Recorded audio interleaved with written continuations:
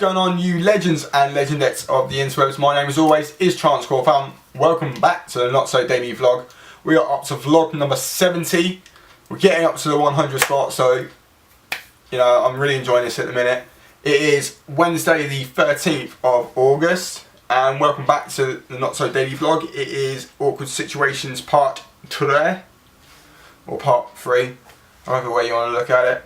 And if you haven't seen any of the previous two videos, they will be in the links down below. And yeah, let's get on with it. So, whilst in school, I'm still on the school subject at the minute. Whilst at school, there was a game that we thoroughly enjoyed playing. It was a bit dangerous, so I'm going to explain exactly what it was. So if anyone that listens to this wants to try it out, do not do it at all. It is incredibly dangerous and could potentially be fatal. So it was a game called Pigeon that we used to play down in the forests whilst we were smoking on our breaks. And essentially what it is you get one of these, which is a rolling paper, a Rizzler, and you would then lick a tiny amount of the gum side,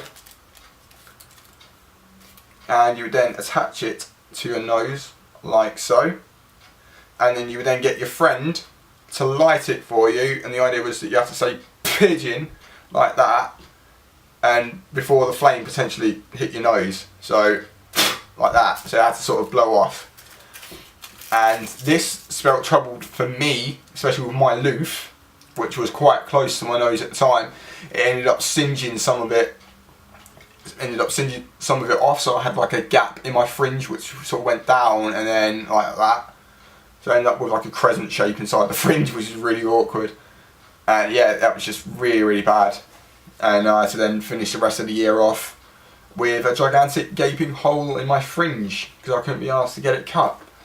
And then one day we had like a skate ramp, which is like basically a half pipe, on our estate. You know, me, Dead Hayden, we used to always go down there and just Friday have a good time skateboarding and whatnot. To this day I still can't drop in, but that is besides the point. Basically what it was, essentially was, I've got a diagram here for you. So, excuse my badly drawn writing, I don't know if you guys can see it, but that is essentially the ramp, just there. And then around it we have a 4 foot gap, and then there was a metal fence. And one day, it was obviously during the night, that these youths must have come down and just basically taking off the entire backing board that was essentially saving us from falling off when we were on top of the ramp. And for some people this spelled trouble. For me, I saw it as a fantastic opportunity to act like a fool and potentially do myself some damage. And because it was a 4 foot gap, I originally thought to myself that could easily be jumped over, so I could go from the mini ramp to the fence and then over. And a lot of my friends tried it. They bricked out at the last minute, and as it was in my heyday I thought, yes, I can do this, I can do it. And the first attempt I reached just before the fence, and then on the second attempt I got over it. I felt amazing. I literally ran down the half pipe, come up to the top, which didn't seem the logic because I'd already lost momentum on my way up. And I then just literally leapt across and landed securely on my feet. I did it, I don't know, it must have been about 9 times more after that. Managed to get it every single time, tried to swag it out a bit more. You know, did a couple of foot grabs in the air and whatnot. And then there was this one day that I had all my friends down there, we were trying to film it, and it went terribly wrong. Now, obviously as there was a 4 foot gap, this could already spell trouble, but as I'd already done it millions of times before, I was super happy with the landing and how I did it. I thought I could do it again for film. And with me being me, there's bound to some stuff to unfold, isn't there, really, as you guys may have already seen or heard in my previous videos. But this one attempt that I did for the video, I'd come down the half pipe, I'd lost so much momentum up at the top, but I thought I'm just going to go for it anyway. And then as I've taken off, I could already tell that my landing wasn't going to be in vicinity of over the gate, and the gate was here and then my leg just scraped down the side on the inside of the fence like that, and then my nutsack followed, and then the other side was badly scraped up. So basically when I pulled myself off of the bars, I got a good bit of air as well. I was, my balls are literally inside my intestines at the minute. That was basically how I felt. I literally got off the bars and I could not move for a good 15-20 minutes, and I got up. I was so pissed off at myself because I'd done it so many times, and I could tell the exact speed that I needed to go, and then it just didn't happen. So my nutsack was sore for about a week after that. It was in front of everyone that I knew pretty much, and we'd all just come down the half pipe just for that moment. And I think the footage is lost somewhere, but obviously Dead Hayden should remember it. A lot of some of the other guys that might watch this as well. It was so painful, and everyone at first laughed because I yelped like a little dog that's just caught his tail in the door, if that makes sense. If anyone knows what that's like, you know. And after that I then started to cry, and then scream in agony, and then cry some more. Then I got angry, and then come back into the half pipe, grabbed my skateboard, and then just started bashing it against the floor in a pit of rage. And everyone then stopped and then thought, okay, maybe he's really hurt. And yeah, we pulled my trouser legs up, and you know, there was blood rushing down because I'd literally just scraped it all the way down. It was a metal fence as well, so it wasn't exactly going to break under the weight of me. And yeah, that was proper bad. Oh, that's making me feel ill. And then, yeah, so that was that moment which made me never really dare to jump that far again in my life. And then, obviously, the one that I previously mentioned in the previous video is the one that you probably guys are tuning in for, is when I did the talent show. You guys may already know about this, some of you might not for all the new subscribers. But essentially what happened was, at the end of the year, we would all have a talent show to sort of show off a bit to all the parents and relatives and friends and whatnot, and everybody had their own sort of thing to do, you know. There were bands playing, we had a singer, I can't remember what else, I think there was like an acoustic act as well. And I thought, me being the amazing person that I am, I would do stand-up comedy.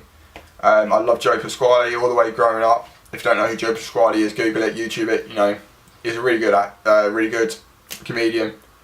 And most of my jokes were loosely based on him, but because I was, I don't know, 14, 15 at this time, my jokes weren't really suitable for a younger audience, or deemed too immature that some parents might think this child needs counselling. So I had to dull a lot of them down, and I had to use really, really corny jokes. So I had Paul James on the drums, just to sort of do the comedic didn't, and it didn't go well at all. Mac's just frozen. I stood up there, my mind, as soon as I stood up, this is the main reason why I'm making YouTube videos now. I got up there and my mind just went totally blank. I literally just stared into epiphany for about a good, minute and a half, just going, and then the only joke that came out of my mouth was, what do you get if you cross Dracula in the Arctic? And that is frostbite. And then my mate Paul just went, didn't, and no one seemed to laugh, absolutely no one at all. And I had to sort of, I was supposed to have a 5-minute slot, and I think it only lasted for approximately 2, and I just said, you know, thanks for having me, all this lot. And I sat down and I was like, oh my god, no one laughed, the whole room was quiet.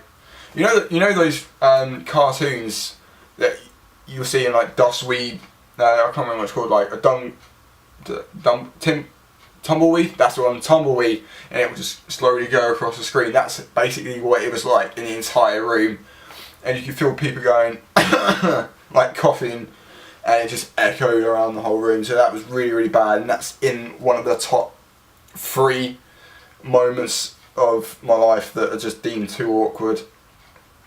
And the main reason this is why I'm doing YouTube now is just sort of get my confidence up and whatnot. So yeah, I guess that's pretty much it. I mean, I can't at this very moment in time remember any other awkward situations.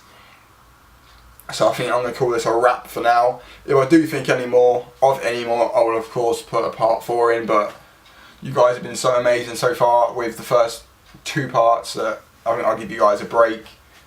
So that's going to pretty much end of today's video. As always guys, I hope you enjoyed. Next week, I'm going to hopefully, over the next few days, I'm going to be recording a bunch of videos I can upload next week, because Harriet's away on holiday and my mum's getting married on Sunday.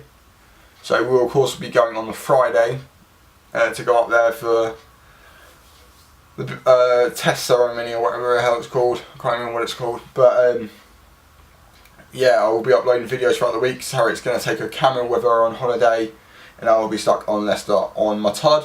So thank you ever so much for watching guys. My name as always has been TranscoreVan. Hit that like, share, comment and subscribe buttons. Hit me up on my personal accounts, which are my Facebook, my Twitter, my Google Plus and my Tumblr, which of course can all be found in the links down below. Thank you ever so much to subscriber 140, who is somebody that I work with, ironically enough, and her name is Abby. She does some amazing cover videos and some songs of her own, so please go check them out in the links down below as well. And until next time guys, cue the call outro. Bye, love your faces.